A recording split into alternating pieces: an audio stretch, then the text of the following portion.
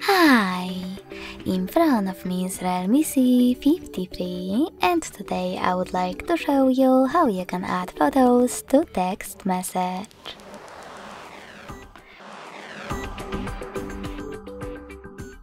First of all, open the Messages app and select one of your chats. When you're ready, click on this icon with a camera and the photo at the bottom left corner. Now you can tap on your photos right away in order to add them.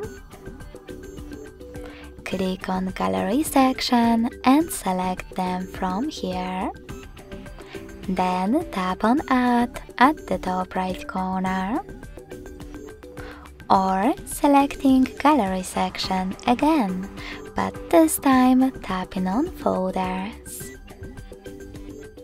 Over here you can hold one of your pictures that you wish to add and click on Select at the top right corner.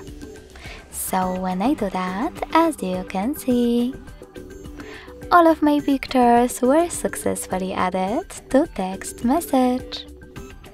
Thanks so much for watching. If you enjoyed this video, don't forget to leave a like, comment and subscribe.